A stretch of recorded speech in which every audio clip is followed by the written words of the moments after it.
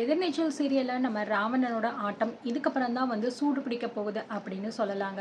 So Ravanan வந்து இவ்வளோ நாள் வெயிட் பண்ண எல்லாமே வந்து கதிரோட பிஸ்னஸ் தொடங்கணும் அப்படின்னு. ஏன்னா கண்டிப்பாக வந்து பார்த்தீங்கன்னா கதிருக்கு நல்ல விஷயம் பண்ணணும் அப்படிங்கிறதுக்காக இந்த ராவணன் இந்த ஏற்பாடை பண்ணலை. கண்டிப்பாக இதில் பெரிய ஒரு பிரச்சனை வந்து நம்ம ராவணன் கொடுக்க போறாரு. அது மட்டும் கிடையாது, கதிரோட பிஸ்னஸ் மொத்தமாக பிரச்சனைக்குள்ளே ஆகணும் அப்படிங்கிற மாதிரியும் வந்து பிளான் பண்ணியிருக்காரு. ஸோ அதுக்காக தான் இவ்வளோ நாள் வரைக்கும் வெயிட் பண்ணிட்டு இருந்திருக்காரு. இப்போ அதுக்கான கரெக்டான டைம் வந்துருச்சு. அது மட்டும் இல்ல, இந்த ஃபங்ஷன் நல்லபடியா முடிஞ்சதுக்கப்புறம் அந்த ஜனனிய கொல்ல போறதாவும் நம்ம ராவணன் வந்து லக்ஷ்மண் கிட்ட சொல்லியிருக்காரு. அண்ட் லக்ஷ்மணும் பார்த்தீங்கன்னா, ஒரு பக்கம் சக்திய தேடி வந்து அலைஞ்சுகிட்டு இருக்காரு. எங்க தான் இந்த சக்தி இருக்கான்னு ஒண்ணுமே புரியலையே அப்படின்னு நினைச்சுட்டு நம்ம லக்ஷ்மணும் அங்கனக்குள்ளேயே தான் சுத்திக்கிட்டே இருக்காரு. ஸோ ரவுடி பசங்களுக்கு ஃபோன் பண்ணி என்ன தாண்டா ஆச்சு? அந்த சக்தி கிடைச்சானா இல்லையா? எவ்வளோ நேரம் தான் நீங்க தேடிக்கிட்டு இருப்பீங்க? உங்களால வந்து எனக்கு தான் வந்து பெரிய பிரச்சனை வந்துரும் போல இருக்கு அப்படிங்கிற மாரி சொல்ல, சார் நாங்க வந்து இங்க மலை ஃபுல்லா தேடிட்டு தான் சார் இருக்கோம். அவன எங்கேயுமே காணோம். அவன் எங்க போனா, என்ன ஆனான்னு எதுவுமே தெரியல சார் எங்களுக்கு. ஒரு வேளை இந்த மலைய விட்டு அவன் போய்ட்டானோ என்னமோன்னு தான் நாங்க யோசிக்கிறோம் அப்படின்னு சொல்ல, இதெல்லாம் நீங்க வந்து ஒரு ரவுடியா இருந்துகிட்டு சொல்ல வேண்டிய பதிலாடா? உங்கள நம்பி தானே இந்த ஒரு வேலைய நான் வந்து குடுத்தேன். ஒரு வேளை இந்த வேலைய நம்ம செய்யாம விட்டுட்டோம்னா, கண்டிப்பா நமக்கு ஒரு பெரிய பிரச்சனை வந்துரும். தயவு செஞ்சு எங்க இருந்தாலும் அவங்கள தேடி கண்டுபிடிங்க அப்படிங்கிற மாரி லக்ஷ்மண் வந்து கோவமா சொல்லிட்டு ஃபோன வச்சுர்றாரு. லக்ஷ்மணுக்குமே ஒரு பக்கம் பார்த்தீங்கன்னா பயம். ஏன்னா இந்த ராவணன் பார்த்தீங்கன்னா ரொம்ப பெரிய ஒரு சைக்கோ. அவன் நெனச்சா எப்போ என்ன வேணாலும் பண்ணுவான். லக்ஷ்மண் முதற்கொண்டு. ஸோ அதனால ரொம்ப பயத்திலேயே நம்ம லக்ஷ்மண் இருக்காரு. இதுக்கப்புறம் ராவணன் ஃபோன் பண்ணா நம்ம எடுப்போமா? அவன்கிட்ட என்னத்த நம்ம பதில் சொல்றது? சக்தி கிடைக்கல அப்படிங்கிற விஷயத்த ஏற்கனவே 2, 3 தடவ நம்ம ராவணன் கிட்ட லக்ஷ்மண் சொன்னப்போவே, ராவணன் பார்த்தீங்கன்னா ரொம்ப கோவமா பேசுறாரு. இதுக்கு முன்னாடியே வந்து இந்த விஷயத்த நீங்க எப்பதான் வந்து முடிக்க போறீங்க? ஒவ்வொரு தடவையும் ஃபோன் பண்ணும்போது, இப்போ, நாளைக்கு, அப்புறம் அப்படின்னு இதே தான் சொல்லிக்கிட்டு இருக்கீங்க. இதுக்கு ஒரு எண்ட் அப்படிங்கிறதே இல்லையா? இதுக்கப்புறமும் உங்கள நான் நம்பணுமா? அப்படிங்கிற மாரி ரொம்ப கேவலமா பார்த்தீங்கன்னா, நம்ம லக்ஷ்மண வந்து பேசிட்டு ராவணன் ஃபோன வச்சுருவாரு. ஸோ இதனாலேயே டென்ஷனான நம்ம லக்ஷ்மண் என்ன பண்ணி தொலைறது? அந்த சக்தி வேற எங்க போய் தொலைஞ்சான்னே தெரியல. அவன கண்டுபிடிச்சு கொண்டு போயி இந்த ஆள் மூஞ்சில விட்டா கூட ரொம்ப சந்தோஷம். இல்லன்னா நமக்கு தான் பெரிய ஆபத்து வந்துரும் போல இருக்கே. சரி, நம்மளும் வேணும்னா அவங்க கூட சேர்ந்து அந்த சக்தி எங்க இருக்கான் அப்படிங்கிற மாரி தேடுவோம் அப்படிங்கிற மாரி இந்த லக்ஷ்மண் பார்த்தீங்க அப்படின்னா பிளான் பண்றான். மலைக்கு கீழ தான் வந்து அந்த ஆள் நின்னுகிட்டு இருக்கான். சரி, அவங்க எங்க இருக்காங்களோ அந்த இடத்துக்கு நம்மளும் போயி எல்லார் கூடயும் சேர்ந்து நம்ம ஒட்டு மொத்தமா தேடினா ஒரு வேளை அந்த சக்திய கண்டுபிடிக்கிறதுக்கு வாய்ப்பு இருக்கு அப்படிங்கிற மாரி நெனச்சு அடுத்ததா வந்து அந்த ஆளுமே சேர்ந்து தேடுற மாரி பிளான் பண்றாரு. ஒரு பக்கம் நம்ம சாருபாலா வந்து பார்த்தீங்கன்னா, ஆம், நம்ம சக்திக்கு ஃபோன் பண்ணி நடந்த விஷயங்கள் எல்லாத்தையுமே கேட்டுட்டு, "நீங்க வெயிட் பண்ணீங்க, அவசரப்படாதீங்க. ஜட்ஜ் கிட்ட நான் பேசிட்டு நேரடியா நீங்க கோர்ட்ல வர மாரி நான் ஏற்பாடு பண்றேன். அதுவரைக்கும் நீங்க எனக்கு ஃபோன் பண்றதோ, இல்ல ஜனனி கிட்ட அதிகமா பேசுற வேலையோ வச்சுக்காதீங்க. ஏன்னா கண்டிப்பா அத வச்சு நம்ம ராவணன் ட்ராக் பண்றதுக்கு வாய்ப்பு ரொம்ப அதிகமா இருக்கு.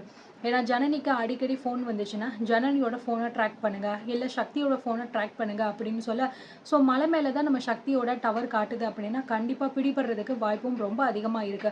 அப்படிங்கிறதுனால பார்த்தீங்கன்னா, நம்ம சாருபாலா இந்த மாதிரி சொன்னதுனால, சக்தியுமே வந்து ரொம்பவே உஷாரா தான் இருக்காரு. சரி, இப்போதைக்கு நம்ம எதுவும் பண்ண வேண்டாம் அப்படின்னு. அண்ட் இந்த விஷயத்த விகே கிட்ட சொல்றாரு. இந்த மாதிரி வந்து எங்களோட வக்கீல் தான் வந்து பேசுனாங்க. கண்டிப்பா நம்ம கோர்ட்டுக்கு வந்து போயிருவோம். அதுவரைக்கும் நம்ம கொஞ்சம் சேஃப்டியா இருக்கணும் அப்படின்னு சொல்ல, இங்க இருக்கிற நிலைமை வந்து எனக்கு பார்த்தா என்னமோ சரியா தோணல சக்தி. இங்க வேற அந்த ராவணனோட ஆட்கள் வேற நம்மள சுத்தி சுத்தி வந்துகிட்டு இருக்காங்க. எந்த நேரம் நமக்கு என்ன ஆபத்து வரும் அப்படின்னு ஒண்ணுமே புரியலையே. எனக்கு இந்த இடத்துல இருக்கிறதுக்கே ஒரு மாதிரியா தோணுது. வேணும்னா நம்ம வேற இடத்துக்கு எங்கேயாவது போயிடலாமா? அது நமக்கு கரெக்ட்டா இருக்குமா? அப்படின்னு அந்த விகே கேட்க, இல்ல விகே, இப்போதைக்கு இந்த இடம் தான் நமக்கு சேஃப். ஏன்னா ஏற்கனவே இந்த இடத்த அவங்க பார்த்துட்டு போயிட்டாங்க. ஸோ இதுக்கு மேல ஆளுங்க இங்க இருக்க மாட்டாங்க அப்படின்னு அவங்களுக்கு ரொம்ப நல்லா தெரியும். அதனால திரும்ப வர்றதுக்கு வாய்ப்பு ரொம்ப ரொம்ப கம்மி. ஒருவேளை இந்த இடத்த விட்டு வேற எங்கேயாவது நம்ம போகலாம் அப்படின்னு போம்போது கூட நம்ம அவங்கள பார்த்துட்டோம்னா ரொம்பவே ரிஸ்க். நம்மள கண்டிப்பா அவங்கள ஏதாவது பண்ணுவாங்க. அதுக்காக தான் இப்படி மலைய சுத்தி அவங்க தேடிக்கிட்டே இருக்காங்க. நம்மளே வாண்டடா போயிட்டு அவங்க கிட்ட மாட்டிக்க வேண்டாம். கொஞ்சம் இங்க இருப்போம். கண்டிப்பா நமக்கு ஒரு நல்ல தகவல் கிடைச்ச உடனே நேரா நம்ம கோர்ட்டுக்கு மட்டும் தான் போற மாரி இருக்கும். அதனால அப்போ நம்ம ஈஸியா இந்த இடத்த விட்டு கிளம்பிடலாம் அப்படின்னு நம்ம சக்தி சொல்ல, விகேவும் பார்த்தீங்கன்னா சக்தி சொல்றத கேட்டுட்டு, சரி ஓகே சக்தி, நீங்க என்ன சொன்னாலும் சரி, நான் வந்து அத கேட்டுக்கிறேன். அந்த ராவணன சும்மா மட்டும் விட்டுறவே கூடாது. அவன கண்டிப்பா நான் பழி வாங்கியே ஆகணும். அவன் எனக்கு எப்பேர்ப்பட்ட ஒரு துரோகத்த பண்ணியிருக்கான்னு தெரியுமா? அவனை சும்மாவே விட்டுறக்கூடாது ஈஸியா அப்படின்னு எப்போ பார்த்தாலும் ராவணனை ஏதாவது பண்ணணும் அப்படின்னு நினச்சிக்கிட்டே இந்த வீக்கே இருந்துகிட்டு இருக்காரு. ஸோ நம்ம சக்தி சொல்றாரு, இங்க பாருங்க வீக்கே, இப்போதைக்கு நீங்க இருக்கிற நிலைமைக்கு தேவையில்லாத விஷயத்த பேசி நீங்க ஸ்ட்ரெஸ் ஆகாதீங்க. அந்த ராவணனை கண்டிப்பா நம்ம சும்மா விட போறது கிடையாது. அவனுக்கான தண்டனை, அவனை என்ன பண்ணணும் அப்படிங்கிற எல்லாத்தையுமே நம்ம பண்ண தான் போறோம். நீங்க இப்போதைக்கு அவனை பத்தி நினைச்சு நீங்க புலம்புறதை நிப்பாட்டுங்க அப்படிங்கிற மாதிரி சொன்னோடனே, சரி சக்தி கண்டிப்பா அப்படின்னு சொல்லிட்டு 2 பேருமே பார்த்தீங்கன்னா சாப்பாடு எடுத்துட்டு வந்து சாப்பிட்டுக்கிட்டு அதுக்கப்புறம் கொஞ்ச நேரம் உட்காந்துட்டு 2 பேருமே டிஸ்கஸ் பண்ணிக்கிட்டு இருக்காங்க. ஸோ இந்த பக்கம் பார்த்தீங்கன்னா லக்ஷ்மண் வந்து ரொம்பவே டென்ஷனில் உட்காந்துக்கிட்டு இருக்காரு. என்னடா இது, எப்படா நம்ம அவங்கள கண்டுபிடிக்கிறது அப்படின்னு சொல்லிட்டு அந்த ரவுடி பசங்க கிட்ட போயிடுறாங்க. டேய், உங்களுக்குலாம் நான் என்ன சொல்றதுன்னே வந்து தெரியலடா. போயும் போயும் அந்த ஒரு பையனை தேடுறதுக்காடா நீங்க இவ்வளோ நேரம் எடுத்துக்கிறீங்க. இந்த விஷயத்த நான் சொன்ன உடனே நீங்க முடிச்சிருக்கணும்டா. கையில கிடைச்ச அவனை கூட விட்டுட்டு இப்போ ஊர் முழுக்க தேடுறீங்களே, அவன் எங்கடா போனான், எங்கேயாவது பார்த்தீங்களா, எல்லா இடத்துலையுமே தரோவா செக் பண்றீங்களா அப்படின்னு சொல்லிட்டு அந்த ரவுடி பசங்க கிட்ட லக்ஷ்மண் கேட்குறாரு. ஸோ அந்த ரவுடிகளும் பார்த்தீங்கன்னா, சார் நீங்க சொல்லணும் அப்படிங்கிற அவசியமே இல்ல சார். இந்த மலை முழுக்க நாங்க ஒரு இடம் விடாம சல்லடை போட்டு எல்லா இடத்துலயுமே தேடிக்கிட்டு இருக்கோம் சார். ஒரு இண்டு இடுக்கு கூட நாங்க விடல சார். அது மட்டும் கிடையாது. எங்கெங்க சின்ன சின்னதா ஏதாவது வீடு இருக்கோ, அங்க எல்லாமே போயிட்டு நாங்க பார்த்துட்டு தான் இருக்கோம். ஒரு வேளை அங்க இருக்காங்களா அப்படின்னு சொல்லிட்டு. ஆனா எங்கேயுமே அவன் இல்லையே சார். அவனோட ஃபோன் நம்பர் கூட இப்போ ஸ்விட்ச் ஆஃப்ல தான் இருக்கு. ஃபோன் பண்ணாலும் அவனுக்கு போ மாட்டேங்குது. நீங்க குடுத்த நம்பர நாங்க ட்ராக் பண்ண சொன்னோம். அதுவுமே எந்த லொகேஷன்லயுமே காட்ட மாட்டேங்குது. நாங்க என்னதான் சார் பண்றது? அப்படிங்கிற மாரி அந்த ரவுடி பசங்களும் சொல்றாங்க. என்னடா ஆச்சு? அந்த சக்தி எங்கடா போனா? என்ன பண்றதுன்னே தெரியலையே. இந்த ராவணன் வேற மறுபடியும் ஃபோன் பண்ணிட்டா, நம்ம இவன்கிட்ட என்னத்த பதில் சொல்றது? கண்டிப்பா அவன் நம்மள உயிரோடயே விடமாட்டானே. ஏற்கனவே அவன் வந்து ஒரு பெரிய சைக்கோ. சும்மாவே பார்த்தீங்கன்னா, அவன் நெனச்சத முடிச்சே ஆகணும் அப்படிங்கிறதுக்காக அவன் என்ன வேணாலும் செய்வான். இந்த வேலைய நம்ம கிட்ட வேற ஒப்படைச்சுட்டோம். ப்ளஸ் நம்ம வேற அவனுக்கு உறுதி குடுத்துருக்கோம். கண்டிப்பா நான் வந்து புடிச்சு குடுத்துருவேன். நீங்க எத பத்தியும் நெனச்சு கவலைப்படாதீங்க அப்படின்னு. இப்போ இந்த வேலைய நம்ம பண்ணாம விட்டுட்டோம் அப்படின்னா, கண்டிப்பா நமக்கு இது பின்னாடி ரொம்ப பெரிய பிரச்சனையா வந்து நிக்கும். என்ன பண்றதுன்னு தெரியாம நம்ம லக்ஷ்மண் பார்த்தீங்கன்னா, மண்டைய பிச்சுக்கிட்டு உட்காந்துக்கிட்டு இருக்காரு. சக்தி, விகே 2 பேருமே பார்த்தீங்கன்னா, அவங்க பாட்டுக்கு சேஃபா ஒரு இடத்துல வந்து இருந்துகிட்டு இருக்காங்க. நம்ம ஜனனியும் வந்து வீட்ல தனியா தான் இருக்காங்க. ஏன்னா, எல்லாருமே பார்த்தீங்கன்னா, இப்போ ஃபங்ஷன் அப்படின்னு சொல்லிட்டு கிளம்புறதுக்காக வந்து ரெடி ஆகிக்கிட்டு இருக்காங்க. ஸோ நம்ம தர்ஷினிய போய் கூப்பிடும்போது ஆரம்பத்தில வரமாட்டேன் அப்படின்னு சொன்னவ, அதுக்கப்புறம் வா அப்படின்னு கூப்பிட்டதுக்கப்புறம் நம்ம தர்ஷினியுமே நல்லபடியா ரெடி ஆகி கிளம்பி வந்துடுறா. இப்போ எல்லாருமே ஹால்ல வந்து நின்னுகிட்டு இருக்காங்க. நம்ம நந்தினி பார்த்தீங்கன்னா, ஏங்க நாங்க உங்ககிட்ட ஒரு முக்கியமான விஷயம் பேசணும் அப்படின்னு சொல்ல, என்ன நந்தினி இப்போ கிளம்புற நேரத்தில உனக்கு என்ன முக்கியமான விஷயம் அப்படின்னு சொல்ல, இல்லங்க அது வந்து ஜனனி அப்படின்னு சொல்ல, இங்க பாரு தேவையில்லாம போற நேரத்தில அவள பத்தி பேசி என்ன டென்ஷன் படுத்தாத நந்தினி அப்படின்னு சொல்ல, ஏப்பா ஏய் கதிரு, எதுக்கு இப்போ தேவையில்லாம கோவப்படுற? அப்படி என்னதான் சொல்ல வர்றாங்க அப்படின்னு கேட்போமே. என்னம்மா நந்தினி இப்போ உனக்கு அப்படின்னு கேட்க, அது இல்ல, ஜனனி இந்த வீட்ல தனியா தானே இருக்கா. அவள மட்டும் ஏன் நம்ம விட்டுட்டு போணும்? அவளையும் நம்ம கூட கூட்டிட்டு போனா நல்லா இருக்கும்ல. அது மட்டும் கிடையாது. ஒரு பொம்பள பிள்ளைய தனியா விட்டுட்டு எப்படி போறது? அப்படிங்கிற மாரி கேட்க, என்ன அவ என்ன சின்ன கை குழந்தையா? இந்த வீட்ல இருந்தா யாராவது அவள ஏதாவது பண்ணிருவாங்க அப்படின்னு சொல்றதுக்கு. அவ ஒருத்தியே போதும் இந்த ஒட்டுமொத்த குடும்பத்தையும் அழிக்கிறதுக்கு. இந்த வீட்டுக்குள்ள உட்காந்துக்கிட்டே அவ என்னென்ன பிளான் பண்றான்னு நமக்கு என்ன தெரியாமையா இருக்கு? இங்க பாரு நந்தினி, தேவையில்லாம போற நேரத்துல அவள பத்தி பேசி டென்ஷன் படுத்தாத. அவள்லாம் நம்ம ஃபங்ஷனுக்கு வந்தான்னு வச்சுக்கோவேன், எப்படி அந்த ஃபங்ஷனை கெடுத்து நாசமாக்கணும் அப்படின்னு தான் பிளான் பண்ணுவா. நமக்கு இது தேவையா? ஒரு நல்ல காரியத்துக்கு போய்க்கிட்டு இருக்கோம். தேவையில்லாதத பத்தியெல்லாம் பேசிக்கிட்டு இருக்காத அப்படின்னு கதிர் வந்து டென்ஷன் ஆகுறாரு. ஸோ ஞானமும் வந்து, ஆமாம்மா நந்தினி, இங்க பாரு நல்ல விஷயத்துக்கு போம்போது, எதுக்கு இப்போ தேவையில்லாம அவள கூப்பிடணும்னு சொல்றீங்க? அப்படின்னு சொல்ல, அது இல்ல மாமா அப்படின்னு சொல்லிட்டு, இங்க பாரு சும்மா தேவையில்லாதத பேசிக்கிட்டு இருக்காத. எல்லா ஜாமானையும் எடுத்து வச்சுட்டல்ல, பேசாம போய் கார்ல ஏறு போவோம் அப்படிங்கிற மாரி சொல்லிக்கிட்டு இருக்காங்க. ஸோ ஆதி குணசேகரனும் எதுவுமே வந்து சொல்லாம அமைதியா நிக்கிறாரு. ஏன்னா அந்த ஆளுக்குமே பார்த்தீங்கன்னா, ஜனனி எல்லாம் கூப்பிடணும் அப்படிங்கிற அவசியம்லாம் இல்ல. ஸோ அதனால எதுவுமே வந்து சொல்லாம, சரிப்பா டைம் ஆயிருச்சுல, வாங்க எல்லாருமே சாமி கும்பிட்டுட்டு சரியான நேரத்துக்கு நம்ம கிளம்பலாம் அப்படின்னு சொல்லிட்டு, இப்போ எல்லாருமே வந்து கிளம்புற நேரத்துல கரெக்ட்டா பார்த்தீங்கன்னா, நம்ம ஞானம் வந்து, அண்ணே ஒரு முக்கியமான விஷயம் உன்கிட்ட பேசணும்ண்ணே. ஒரு நிமிஷம் அப்படின்னு சொல்ல, கதிருக்கு டென்ஷன் ஆகுது.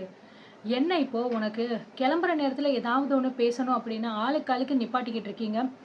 ஒரு விஷயத்த கூட நீங்க நல்லபடியா பண்ண விட மாட்டீங்களா? அதெல்லாம் அப்புறமேட்டு வந்து பேசிக்கலாம். முதல்ல கிளம்பலாம் அப்படின்னு சொல்ல, ஒரு நிமிஷம் நில்லுடா கதிரு. ஒரு முக்கியமான விஷயத்த அண்ணன்கிட்ட நான் பேசணும். அதுக்காக தான் நிக்க சொன்னேன். ஏன் ஒரு நிமிஷம் உன்னால நிக்க முடியாதா? பேசாம இரு அப்படின்னு சொல்ல, ஏப்பா ஞானம், என்னப்பா? என்ன பேசணும்? இப்போ முக்கியமான வேலையா நம்ம போய்க்கிட்டு இருக்கோம். முடிச்சுட்டு வந்து சாவகாசமா பேசிக்கலாமே அப்படின்னு சொல்ல, இல்லண்ணே, இப்பவே அத பத்தி பேசினா தான் கரெக்ட்டா இருக்கும். அதனால தான். ஏன்னா எல்லாருமே ஒண்ணு கூடி இருக்கோம்ல. இந்த நேரத்தில பேசிட்டா எல்லாமே நல்லபடியா முடிஞ்சிரும்ல அப்படின்னு சொல்ல, சரிப்பா ஞானம், இப்போ உனக்கு என்ன வேணும் சொல்லு அப்படிங்கிற மாரி சொல்ல, இல்லண்ணே, கதிருக்கு இப்போ நல்லபடியா வந்து திறப்பு விழா பண்ண போறோம். அதுக்கப்புறம் எனக்கு தானே. அது மட்டும் கிடையாது. இப்போ வந்து ஆ எனக்கு பிசினஸ் பண்ணி குடுக்குற மாரி சொல்லியிருந்தீங்க. அந்த இடத்த இன்னும் என் பேர்ல மாத்தவே இல்லையே! அதை எனக்கு மாத்தி குடுத்தா கொஞ்சம் நல்லா இருக்கும். அப்படிங்கிற மாரி ஞானம் சொல்ல, இப்ப என்னப்பா அதுக்கு அவசரம்? நம்ம இப்ப போறது கதிரோட திறப்பு விழாவுக்கு. அத முடிச்சுட்டு அதுக்கப்புறம் உன் விஷயத்த பத்தி பேசிக்கலாமே! ஏன் இவ்வளோ அவசரப்படுற? அப்படின்னுங்கிற மாரி சொல்ல, ஆ இல்லண்ணே, இப்ப என் கையோட நீங்க இந்த வேலையும் எனக்கு முடிச்சு குடுத்துருங்க. அப்போதான் எனக்கு சரிப்பட்டு வரும். அப்படிங்கிற மாரி வந்து சொல்ல, ஸோ கதிருக்கு வந்து கோவம் வந்து அதிகமாகுது. இங்க பாருண்ணே, இதெல்லாம் பேசுற நேரமா இது? உனக்கு என்ன எப்ப பார்த்தாலும் என் கூட போட்டி போடணுமா? நான் ஆரம்பிச்சுட்டேன். அதுக்காக போட்டி போட்டு நீனும் இப்படிலாம் ஆரம்பிக்கிறியா? அப்படிங்கிற மாரி சொல்ல, டேய் கதிரு, பேசாம இரு. உன்கிட்ட நான் எதுவுமே பேசல. அண்ணன்கிட்ட தானே பேசிக்கிட்டு இருக்கேன். நான் என் பிசினஸ பத்தி பேசிக்கிட்டு இருக்கேன்டா. உனக்கு எல்லாமே கிடைச்சிருச்சுல. அப்போ பேசாம நில்லு அப்படிங்கிற மாரி சொல்றாங்க. ஏப்பா ஞானம், இத முடியட்டும். அதுக்கப்புறம் மத்தத பேசிக்கலாம். டைம் ஆயிடுச்சுல, எல்லாரும் கிளம்பலாம் அப்படின்னு சொல்ல, ஸோ உடனே பார்த்தீங்க அப்படின்னா, அப்படி இப்படின்னு சொல்லிட்டு பேசிக்கிட்டே இருப்பாங்க. ஸோ கடைசியில ஒரு வழியா வந்து அப்புறமேட்டு பேசிக்கலாம் அப்படிங்கிற மாரி வந்து நிலைமை வந்துருது. ஆனா, ஏற்கனவே நம்ம ரேணுகா சொல்லி வச்சிருப்பாங்க. இந்த விஷயத்த முதல்ல பேசி நீங்க ஒரு முடிவெடுங்க. இடம் வந்து உங்க பேருக்கு வரட்டும். அதுக்கப்புறம் மத்தத நம்ம பார்த்துக்கலாம் அப்படின்னு ரேணுகா சொல்லியிருப்பாங்க இல்லையா? அதனால தான் நம்ம ஞானம் வந்து இப்போ இந்த இடத்துலயே எனக்கு பண்ணி குடுத்தே ஆகணும் அப்படின்னு ஒத்த கால்ல நிக்கிறாரு. ஸோ எவ்வளோ தான் நம்ம ஆதி குணசேகரனோ, கதிரோ வந்து பேசினாலும் நம்ம ஞானம் அத ஒத்துக்கிறதாவே இல்ல. எதுக்காக இவ்ளோ தூரம் வந்து அடமன்ட்டா இருக்காரு அப்படின்னு வந்து தெரியல. ஸோ எல்லாருமே கேட்குறாங்க. நம்ம ஈஸ்வரி கூட கேட்குறா, "இல்ல தம்பி, எதுக்காக இப்படி நீங்க வந்து இப்போ கிளம்புற நேரத்தில இவ்ளோ தூரம் அவசரப்படுத்துறீங்க? அதான் இந்த ஃபங்ஷன் முடிஞ்சதுக்கப்புறம் உங்க வேலைய முடிச்சு தரேன்னு அவரே சொல்றாருல்ல. அவர் மேல உங்களுக்கு நம்பிக்கை இல்லையா?" அப்படிங்கிற மாரி கேட்க, "அதெல்லாம் இல்ல அண்ணி. நம்பிக்கை இல்ல அப்படிலாம் நான் வந்து சொல்லல. என் வேலைய எனக்கு உடனே முடிச்சு குடுங்க. எனக்கு இப்பவே வேணும். அதுக்காக தான் நான் கேட்குறேன்." அப்படிங்கிற மாரி சொல்ல, ஸோ உடனே வந்து, "என்ன ரேணுகா பேசாம வாய பார்த்துட்டு நிக்கிற? இந்த விஷயத்த உடனே பேசி முடின்னு நீ தானே சொன்ன." அப்படிங்கிற மாரி நம்ம ரேணுகாவ பார்த்தீங்கன்னா மாட்டி விட்டுர்றாரு. ரேணுகாவுக்கு பார்த்தீங்கன்னா பயங்கரமான ஷாக். ஐயய்யோ! இந்த மனுஷங்கிட்ட ஒண்ணு கூட சொல்ல முடியாது போல இருக்கே. இந்த ஆள்கிட்ட போயிட்டு இவரா போய் பேச சொன்னா, நான் சொல்லிக் குடுத்து போய் பேசுறேன் அப்படின்னு லூசுத்தனமா சொல்லிட்டானே! அப்படின்னு பார்த்தீங்கன்னா, பயங்கரமான ஷாக்கிங்ல வந்து நம்ம ரேணுகா பார்த்தீங்கன்னா நின்னுகிட்டு இருக்காங்க. எது? உன் பொண்டாட்டி பேச சொன்னாளா? ஏப்பா ஞானம், இதெல்லாமே உன் பொண்டாட்டி சொல்லி தான் நீ வந்து கேட்குறியா? அப்படிங்கிற மாரி சொல்ல, அப்படிலாம் இல்லண்ணே. யார் கேட்டா என்ன? அவ எனக்காக தானே வந்து கேட்க சொன்னா. அது மட்டும் கிடையாது. நான் ஆரம்பத்துலேருந்தே உங்ககிட்ட சொல்லிட்டு தான் இருக்கேன். எனக்கு அமைச்சு குடுங்க, அமைச்சு குடுங்கன்னு. ஆனா நீங்க எதுவுமே பண்ண மாட்டேங்கிறீங்க. நான் சொல்றப்போலாம் பார்த்துக்கலாம், பார்த்துக்கலான்னு தான் சொல்றீங்களே தவிர, எதுவுமே இல்ல. அதனால எனக்கு இப்பவே வேணும். என் பேர்ல அந்த இடத்த நீங்க மாத்தி குடுங்க. அந்த விஷயத்தையும் இன்னைக்கே நம்ம பண்ணிக்கலாம். ஏன்னா, நாள் இன்னைக்கு ரொம்ப நல்லா இருக்கு. அது மட்டும் திறப்பு விழா முடிச்ச கையோட நல்ல நேரம் இன்னும் இருக்கும். அப்பவே நீங்க எனக்கு அத பண்ணி முடிச்சு குடுத்துருங்க. அப்படிங்கிற மாரி ரொம்பவே பார்த்தீங்கன்னா, நம்ம கதிர் வந்து நம்ம ஞானம் வந்து அடமன்ட்டா நின்னுகிட்டு இருக்காங்க. ஸோ ஒரு பக்கம் கதிருக்கு கோவம் மேல கோவம் பார்த்தீங்கன்னா, பயங்கரமா வருது. இவன் வேற ஒருத்தன், பெரிய இவன் மாரி போற நேரத்தில தான் எல்லாமே பண்ணுவான். நமக்கு கிடைச்சிருச்சு அப்படிங்கிற பொறாமையில இவன வந்து என்னென்ன பண்றான் பாரு. நம்மள போக விடாம இப்படிலாம் தடுத்துக்கிட்டு இருக்கானே அப்படின்னு வந்து சொல்ல, இத எல்லாத்தையுமே நம்ம ஜனனி கிச்சனுக்குள்ள இருந்து பார்த்துக்கிட்டு தான் இருக்காங்க. ஸோ ஒரு பிசினஸ் ஆரம்பிக்கிறதுக்குள்ள என்ன பாடுபடுத்துறாங்கடா இவங்க அப்படின்னு சொல்லிட்டு. அடுத்து என்ன நடக்க போகுது அப்படிங்கிறத ஒன் பை ஒன்னா பார்த்து தெரிஞ்சுக்கலாம்.